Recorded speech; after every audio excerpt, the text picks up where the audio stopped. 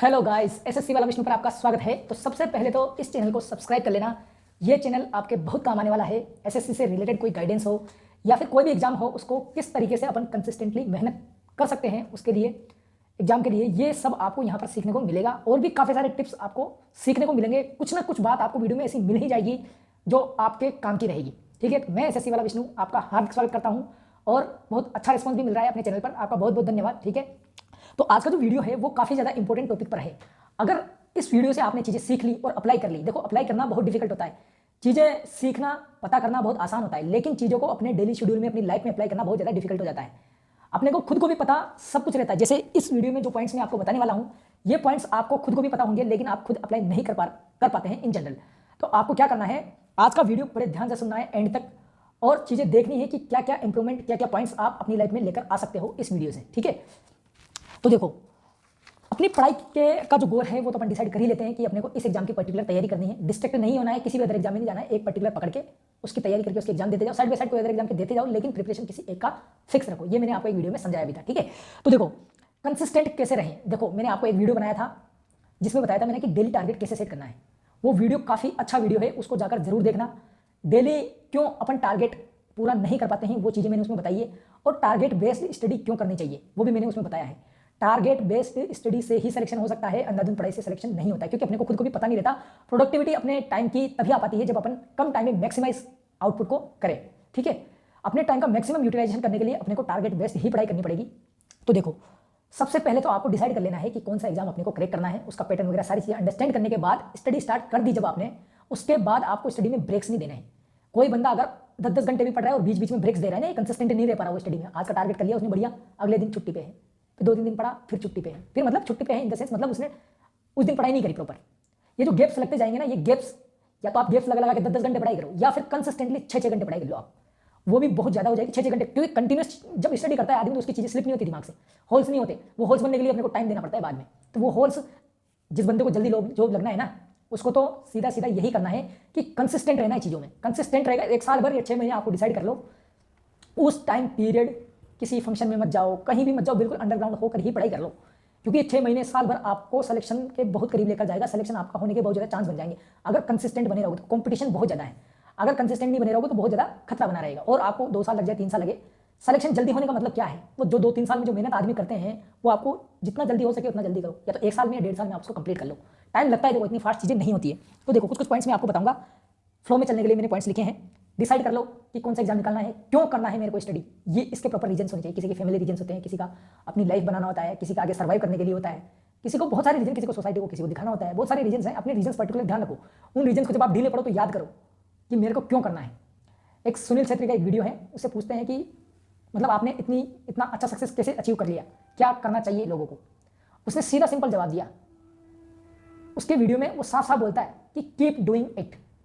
अच्छा लग रहा है कीप डूइंग, बुरा लग रहा है कीप डूइंग इट, घर में समस्या है कीप डूइंग इट, बाहर वाले क्या कर रहे हैं कीप डूइंग इट, कोई तारीफ कर रहा है कीप डूइंग इट, कोई अपने को डिमोटिवेट कर रहा है कीप डूइंग इट। बस करते चले जाओ, कुछ सोचना ही नहीं है। जो लोग जिन्होंने भी बड़े बड़े काम किए हैं, उनको चाहे मेंटल प्रेशर आ रहा है या फिर उनको डिमोटिवेशन आ रहा है, वो करते चले जाने उस चीज़ को, बस करते चले जाए, करते चले जाने, करते चले जाए, जब जाके सिलेक्शन होगा आपका। उसी तरीके से, क्योंकि क्या होता है ना, अच्छी अच्छी चीज़ें तो आपने को क्या होती है, पढ़ने लग जाते हैं, अच्छी अच्छी चीज़ों में इंटरेस्ट आता है। किसी एक सब्जेक्ट में नंबर आने लगे तो उसको पढ़ने की बहुत इच्छा करेगी, जिस सब्जेक्ट में नंबर नहीं आ रही उसको तो पढ़ने की इच्छा नहीं करेगी। लेकिन फिर भी आपको अगर कोई सब्जेक्ट अच्छा नहीं लग रहा, फिर भी उसको पढ़ना ही पड़ेगा। आपको पढ़ना ही है, ये सोचकर कि मेरी जॉब सारे पिलरों से मिलकर ही बनेगी, कोई भी एक पिलर कमजोर है तो फिर जॉब नहीं लगेगी।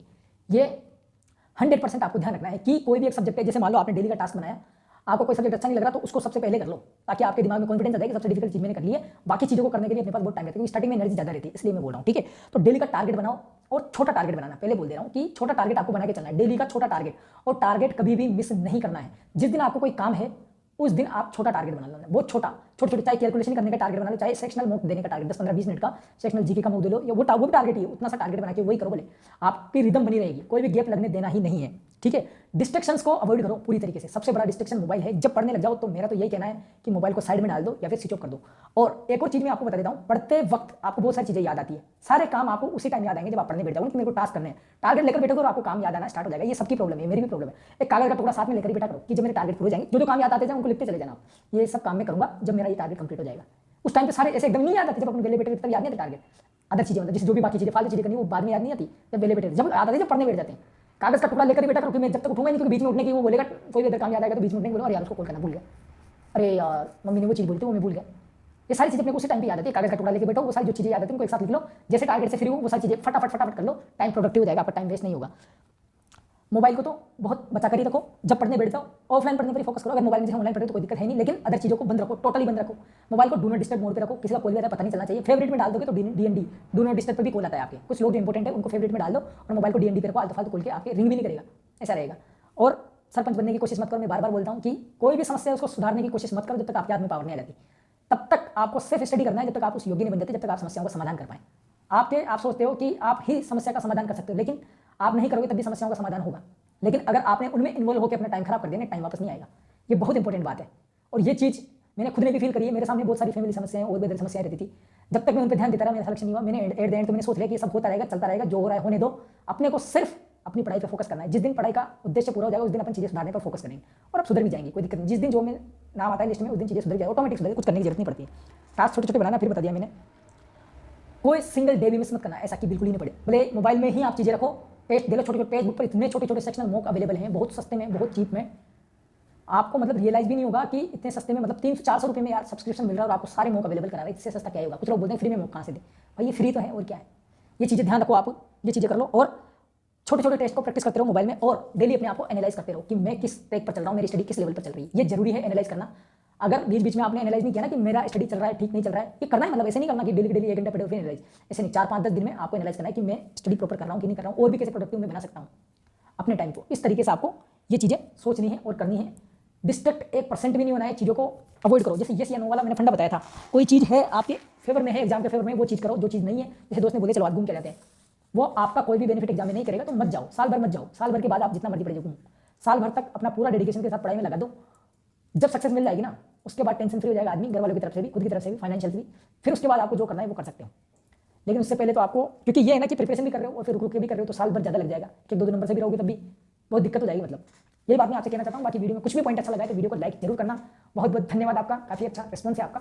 Thank you very much. अच्छी पढ़ाई करते रहो।